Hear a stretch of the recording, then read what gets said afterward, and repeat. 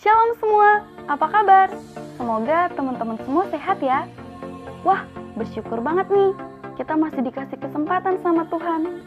Oleh sebab itu, yuk kita gunakan kesempatan ini untuk bersungguh-sungguh datang kepadanya. Nah, sebelum itu, mari kita siapkan hati dan juga pikiran kita. Saat teduh, saya persilahkan.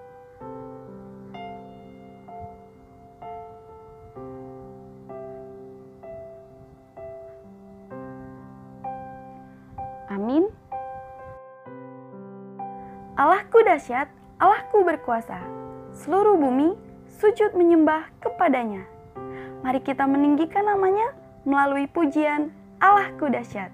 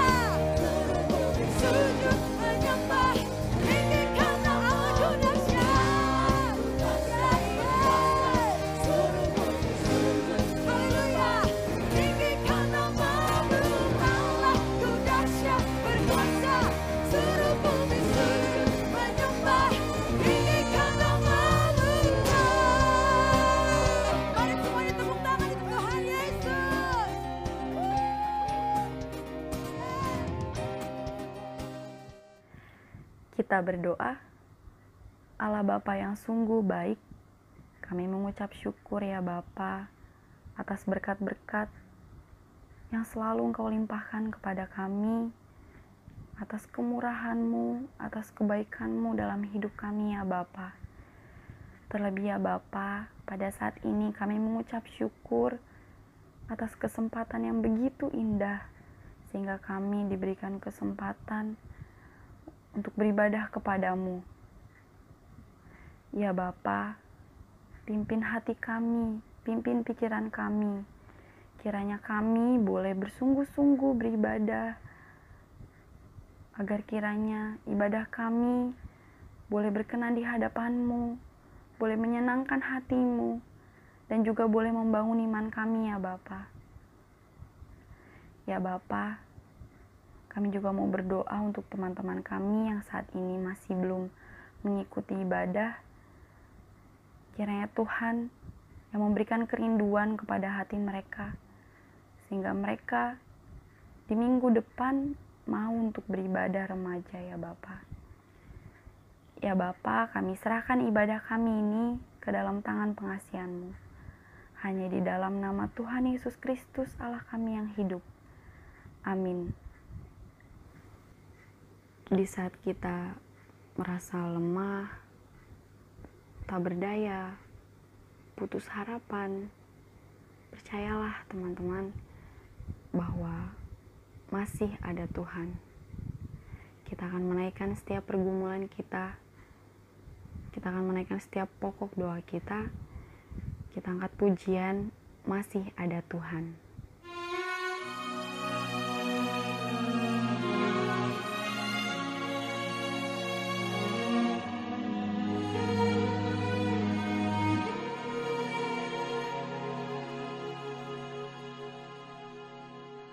Gelapkah jalan di hidupmu? Telah putus harapan dengan semua kekuatanmu. Kau tak mampu mengubah sendiri, namun masih ada kuasa tak terbatas yang masih sanggup mengubahkanmu. Masih ada Tuhan, masih ada kuasa tak terbatas. Dia pencipta semesta, Dia juga sanggup mengubah hidupmu sekarang.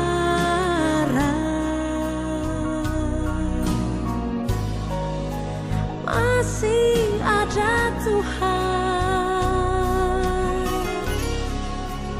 masih ada jawaban, masih ada harapan, masih ada jawaban. Dia masih sanggup, Dia masih mampu, Dia masih Tuhan, Dia masih Tuhan, masih ada Yesus, masih ada Tuhan, masih ada kuasa tak terbatas. Dia pencipta semesta, Dia juga sanggup mengubah hidupmu sekarang.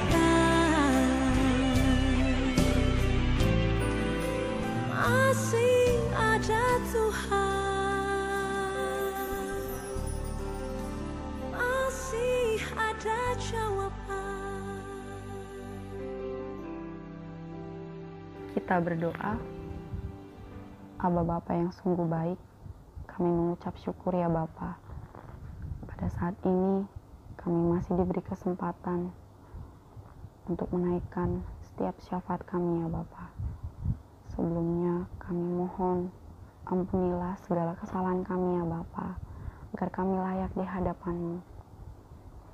Ya Bapa, kami mau berdoa untuk bangsa dan negara kami, untuk setiap pemerintah kami ya Bapa, pemimpin negara kami. Tuhan yang memberikan hikmat kebijaksanaan, agar kiranya mereka mampu membuat keputusan yang mendatangkan kebaikan bagi setiap rakyat Indonesia ya Bapa. Kami juga mau berdoa ya Bapa, untuk setiap permasalahan yang terjadi di negara ini, setiap bencana yang sedang terjadi ya Bapa. Kiranya Tuhan yang menolong, Tuhan yang menghibur setiap korban, Tuhan yang cukupkan kebutuhan mereka ya Bapa. Untuk setiap permasalahan ekonomi, politik, pendidikan, sosial, budaya, secara khusus kesehatan ya Bapa. Kami serahkan ke dalam tangan pengasihan-Mu, Tuhan, yang turun tangan atas setiap permasalahan yang ada. Terlebih ya Tuhan, kami mau berdoa untuk pandemi ini ya Tuhan. Tuhan berkati setiap tenaga medis, baik dokter, perawat, dan juga relawan ya Tuhan. Bapa yang memberkati mereka semua, berikan perlindungan, berikan kekuatan kepada mereka, dan juga berikan kesehatan ya Bapa. Kiranya mereka juga diberikan hikmat dalam merawat setiap pasien. Dan juga ya Bapa, kami mau berdoa untuk setiap masyarakat Indonesia. Kiranya setiap masyarakat Indonesia boleh mentaati setiap peraturan yang telah dibuat oleh pemerintah. Kiranya kami ya Bapa boleh senantiasa dengar-dengaran akan perintah dari pemimpin negara kami ya Bapa. Terima kasih ya Bapa. Kami juga mau berdoa untuk seluruh gereja yang ada di Indonesia. Tuhan yang berkati, baik yang sudah membuka tempat ibadah maupun yang belum. Kiranya Tuhan yang senantiasa melindungi. Dan juga ya Bapa, kami mau berdoa untuk gereja kami. Tuhan yang berkati gereja kami, setiap ibadah yang ada, kiranya Tuhan yang berkati, kiranya boleh membangun iman setiap jemaat. Dan juga ya Bapa, kami mau berdoa untuk setiap pelayan-Mu yang ada di gereja kami. Kiranya Tuhan yang memberikan kesatu hatian kepada setiap pengurus boleh bergandengan tangan dalam memajukan pelayanan di gereja, dan juga setiap pengurus boleh bersungguh-sungguh dalam melayani Allah dan memiliki motivasi yang benar. Kami juga mau berdoa untuk setiap anak-anak remaja, untuk kami semua ya Bapa. Dalam pendidikan kami mungkin saat ini sedang merasa lelah ya Tuhan, belajar di rumah. Kami mungkin merasa kesulitan. Namun Tuhan, kami percaya bahwa Engkau akan menolong kami. Engkau akan membantu kami dalam memahami setiap materi yang ada. Kiranya kami boleh mengikuti pelajaran dengan baik dan juga dengan bersungguh-sungguh. Kami juga mau berdoa ya Bapa untuk pergaulan kami. Dimanapun kami berada, kiranya kami boleh menjadi terang ya Tuhan bagi orang-orang di sekitar kami, melalui pikiran kami, perkataan kami, dan juga perbuatan kami ya Bapa. Bapa, kami juga mau berdoa untuk Mama dan juga Papa kami, serta kakak, adik kami. Kiranya Tuhan yang memberikan kesehatan senantiasa. Kiranya mereka semua boleh semakin dekat kepada Tuhan. Terima kasih ya Bapa. Kami juga mau berdoa untuk pergumulan setiap kami ya Tuhan. Kami yang saat ini mungkin sedang memiliki masalah. Kiranya Tuhan yang selalu menguatkan kami dalam melewati setiap permasalahan yang ada. Kiranya melalui permasalahan tersebut, kami boleh senantiasa mengucap syukur. Kami boleh ditumbuhkan imannya ya Bapa. Terima kasih ya Bapa. Terima kasih ya Yesus. Hanya inilah doa dan ucapan syukur kami yang kami naikkan hanya di dalam nama Tuhan Yesus Kristus yang telah mengajarkan doa Bapa kami, yang akan kami sampaikan secara bersama-sama. Bapa kami yang di sorga, dikuduskanlah namamu, datanglah kerajaan-Mu, jadilah kehendak-Mu di bumi seperti di sorga.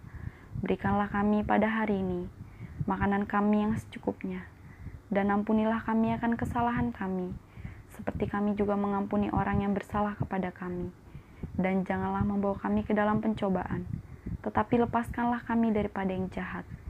Karena Engkaulah yang mempunyai kerajaan, dan kuasa, dan kemuliaan, sampai selama-lamanya. Amin. Sebelum kita mendengarkan firman Tuhan, mari kita berdoa terlebih dahulu. Bapa di surga, terima kasih karena Bapa telah memimpin kami sampai hari ini, di mana kami boleh kembali mendengarkan firman Allah. Biarlah kami menjadi pendengar dan pelaku firman Allah. Berkati kami dalam pemahaman kami, jika kami mengenal Engkau dengan lebih baik lagi. Hanya di dalam nama Tuhan Yesus kami berdoa dan mengucap syukur kepada Bapa di surga. Haleluya. Amin. Shalom teman-teman semua. Hari ini kita akan merenungkan kembali firman Tuhan. Puji syukur karena sampai hari ini kita masih boleh beribadah. Sering nggak sih teman-teman mengalami penghakiman? Sering nggak sih teman-teman dijudge orang yang nggak benar cuma karena satu hal doang? Satu kesalahan kecil kita seakan-akan kita udah berdosa banget itu di mata mereka. Pernah gak sih teman-teman ngalamin hal-hal seperti itu? Saya secara pribadi juga pernah ngalamin hal-hal kayak gitu. Dan bahkan mungkin saya juga termasuk pernah ibaratnya menghakimi teman saya pribadi. Nah, justru itu hari ini saya ingin menyampaikan satu firman Tuhan yang berkaitan dengan menghakimi. Arti menghakimi sendiri lebih tepatnya seperti menilai, memberikan penilaian. Hakim itu tugasnya memberikan penilaian mengenai benar atau salah. Sehingga seseorang bisa dikatakan benar atau salah melalui beberapa pertimbangan. Nah, boleh gak sih kita menghakimi? Boleh gak sih kita menilai sembarangan orang lain?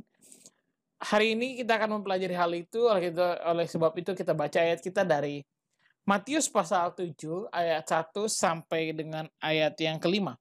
Matius pasal 7 ayat 1 sampai kelima. Oke, Matius pasal 7 ayat 1 sampai kelima. Kita akan baca sama-sama. Teman-teman silahkan buka Alkitabnya. Jangan kamu menghakimi supaya kamu tidak dihakimi. Karena dengan penghakiman yang kamu pakai untuk menghakimi, kamu akan dihakimi, dan ukuran yang kamu pakai untuk mengukur akan diukurkan kepadamu.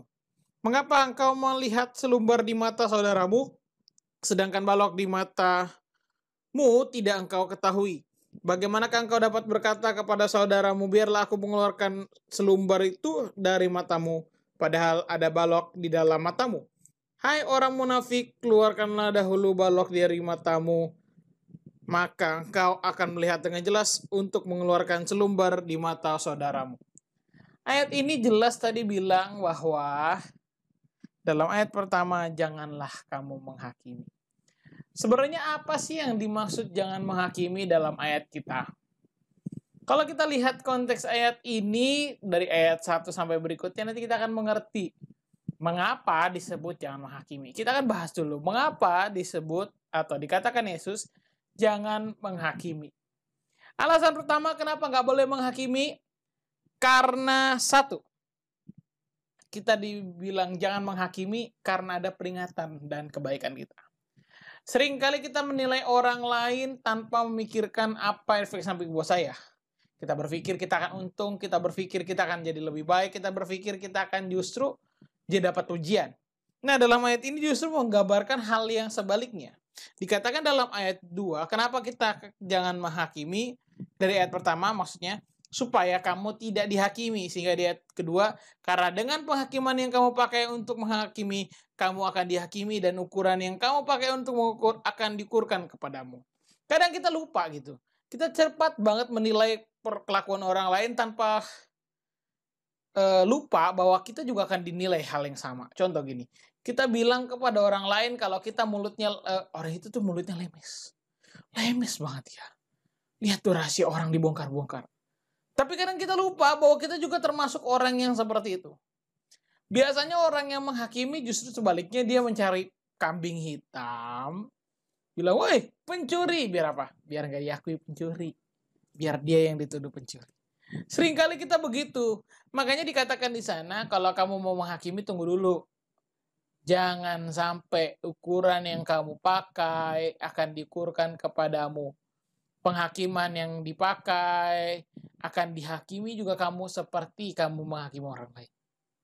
Sebelum menghakimi, yang diminta Yesus adalah jangan cepat-cepat melakukan itu.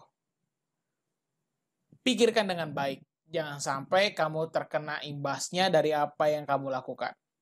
Ayat ini terang-terangan bilang jangan menghakimi karena apa? Demi kebaikanmu. Demi kebaikan kita. Seringkali sekali lagi kita menghakimi orang karena kita menganggap orang lain salah. Lupa bahwa orang lain akan menilai kita lebih lagi dari itu. Kalau kita berani mengatakan demikian. Yang kedua, ayat ketiga. Mengapa engkau melihat selumbar di mata saudaramu, sedangkan balok di dalam matamu tidak engkau ketahui?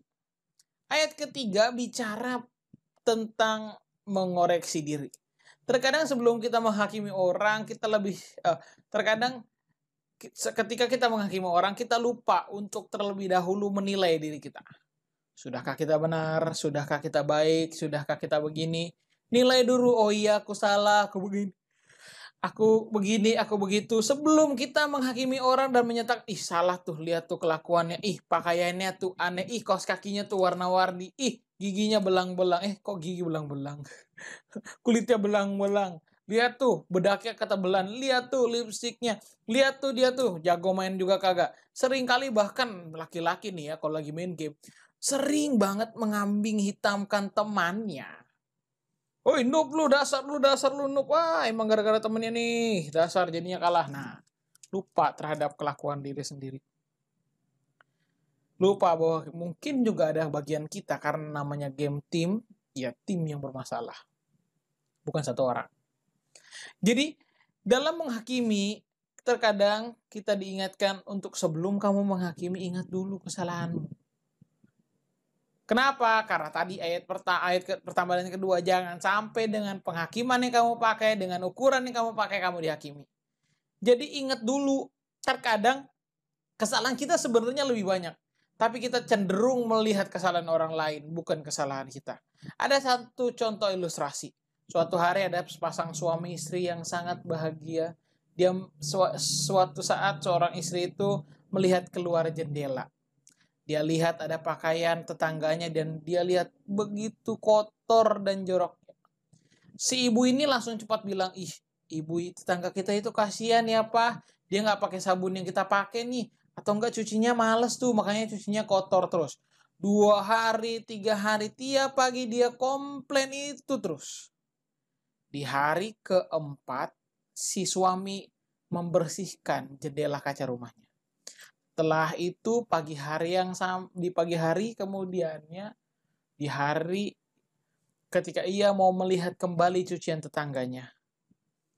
Ia lihat cucian tetangganya sudah bagus. Dan si istri itu bilang gini sama suaminya. Papa udah kasih tahu ya sama tetangga kita kalau cuciannya kotor. Kalau dia harus pakai sabun ini, kalau nyucinya harus begini.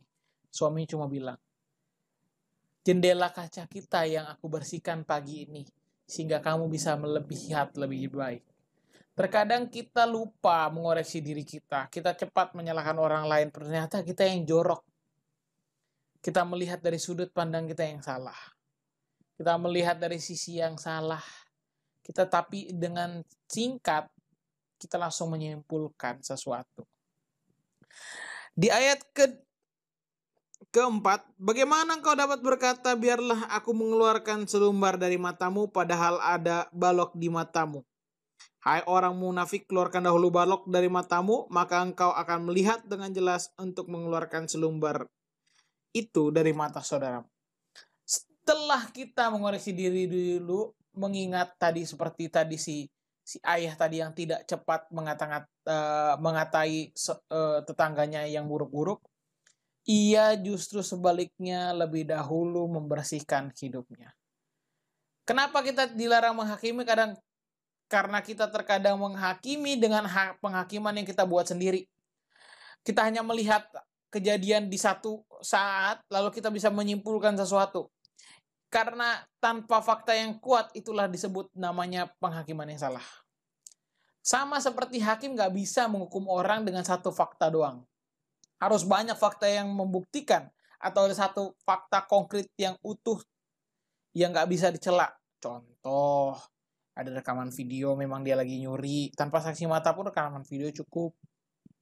Tapi kalau cuma berdasarkan saksi, itu butuh banyak. Itu contoh. Nah, sehingga kita pun kadang seringkali menghakimi orang cuma karena apa? Karena melihat dari satu kali. Baru sekali lihat langsung, wah ini begini nih, wah ini nggak bener nih. Padahal kita nggak lihat lebih dalamnya lagi.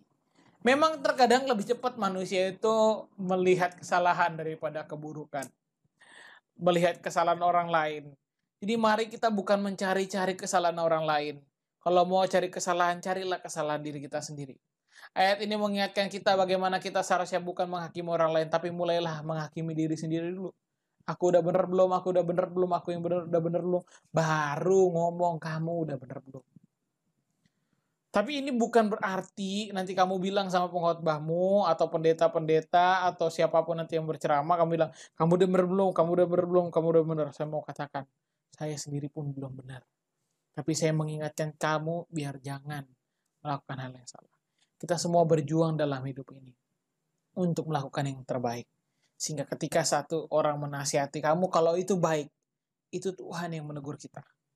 Jadi sebelum kamu nanti di itu Katan kan bilang jangan menghakimi, kok Bapak menghakimi? Bukan, beda. Menyampaikan firman Tuhan bukan menghakimi. Jadi mari teman-teman kita perbaiki kelakuan kita semua. Saya pun perbaiki kelakuan, teman-teman perbaiki kelakuan, jangan sampai kita menghakimi. Tapi yang paling penting dari ayat kita ini sebenarnya yang saya mau sampaikan bukan sekedar sampai di jangan kita menghakimi. Kadang kita udah gak menghakimi tapi kita dihakimi orang. Terus kita harus buat apa? Ya gak?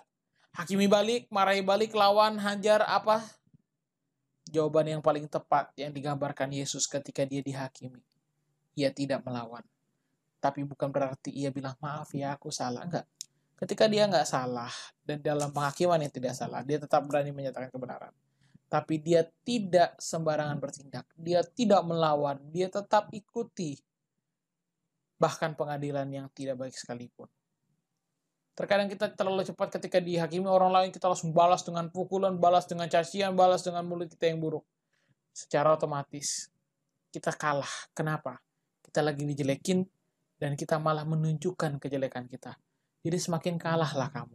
Semakin kalahlah kita ketika kita benar-benar sudah lagi dijelekin orang, kita malah menjelekkan diri sendiri dengan cara membalasnya dengan kejahatan. Kasih Kristus itu hebat. Sama seperti ketika Stefanus, kalau ada teman-teman remaja yang mengikuti ibadah, ketika dia dihakimi, dia diam. Dia diam. Dia tidak mau membalas. Dia diam, tapi kalau ada waktunya dia menyatakan kebenaran, dia katakan. Tapi ketika dia dihukum mati, dia nggak marah-marah. Dia nggak caci orang-orang itu. Enggak. Dia hanya bilang, justru ampunilah mereka. Jangan tanggungan dosa ini kepada mereka. Kisah Para Rasul 8 ayat ke-56, 56, 57. Jadi mari kita sama-sama mencontoh teladan mereka seperti Yesus yang meskipun dihakimi dia tidak membalasnya dengan kejahatan. Demikian juga kamu sebagai anak-anak Allah. Ketika kamu dihakimi jangan balas dengan kejahatan, tapi lakukanlah dan muliakanlah Tuhan dengan perbuatanmu. Dan janganlah kita menghakimi orang lain, tapi marilah kita mengingatkan sesama. Boleh mengingatkan, tapi bukan menilai. Kamu benar, kamu salah, itu namanya penghakiman. Tapi kalau kayaknya lebih baik begini, itu namanya menegur. Jangan samakan menegur dengan menghakimi. Karena menghakimi biasanya merupakan satu tindakan kita merendahkan orang lain. Kita tahu dia salah langsung dijatuhin. Oh kamu begini. Nah, jadi mari kita hati-hati. Mungkin kita pernah tidak sengaja menghakimi teman kita. Mari kita benar-benar bersungguh-sungguh berubah. Jangan suka menghakimi lagi. Dan mari kita hidup dengan teman-teman sekawan kita dengan lebih baik lagi. Biar kasih Kristus terpancar dalam kehidupan mereka. Dan akhirnya mereka pun mengenal Allah melalui kalian dan kakak. Mari kita berdoa. Bapa di surga, terima kasih atas firman Tuhan kali ini. Kami belajar bagaimana seharusnya kami tidak menghakimi. Biarlah kami memiliki hidup seperti Engkau yang tidak menghakimi sama kami, tapi menolong mereka. Ampuni kami kalau kami ada salah, dan kuatkan kami jika kami dihakimi sehingga kami tidak jatuh ke dalam kesalahan yang sama. Terima kasih ya Bapa di surga, hanya di dalam nama Tuhan Yesus kami berdoa, haleluya, amin. Puji Tuhan, kita telah mendengarkan firman Tuhan. Kiranya firman yang telah kita renungkan tadi boleh membangun iman setiap kita dan juga boleh mengubahkan hidup kita. Kita angkat pujian, sentuh hatiku.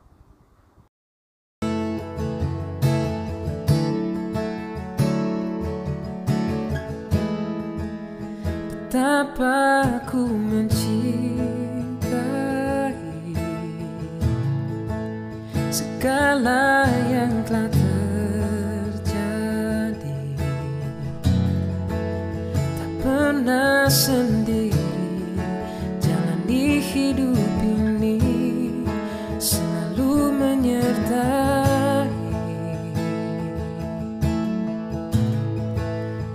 Betapa ku menyadari di dalam hidupku ini, kau selalu memberi rancangan yang terbaik oleh karena kasih.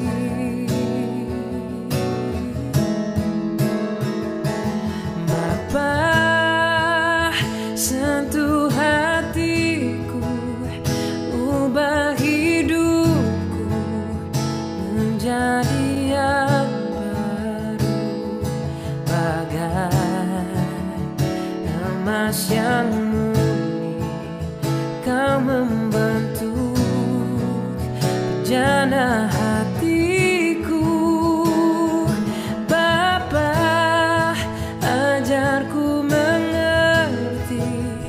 sebuah kasih yang selalu memberi, bagai air mengalir yang tiada pernah berhenti, bagai air mengalir yang tiada berhenti. Teman-teman, kita berdoa. Yalah ya Bapa, kami sungguh mengucap syukur kalau pada saat ini kami masih boleh menyelesaikan ibadah kami dengan baik. Kiranya setiap puji-pujian yang telah kami naikkan boleh menyenangkan hati Tuhan. Setiap doa yang kami sampaikan boleh berkenan di hadapan Tuhan. Dan juga firman yang telah kami dengar boleh terus tertanam dalam hati kami ya Bapa. Bapa, kami teringat teman kami yang berulang tahun pada hari ini, yaitu Mawar, dan juga yang berulang tahun pada tanggal 3, yaitu Nehemia. Kiranya Tuhan yang senantiasa memberkati mereka dalam pendidikan mereka. Tuhan juga berkati keluarganya.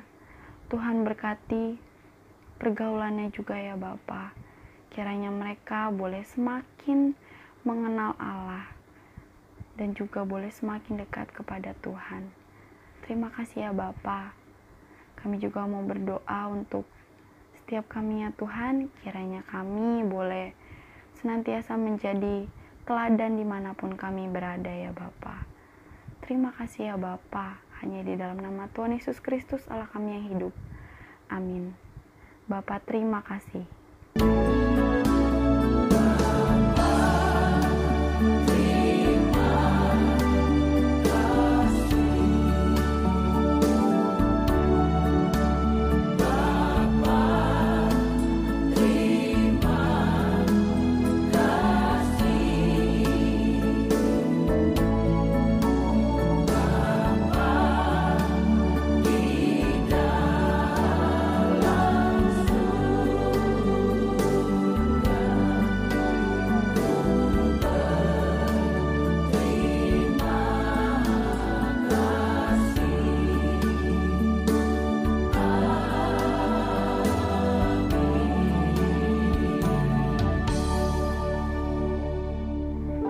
Ibadah selesai.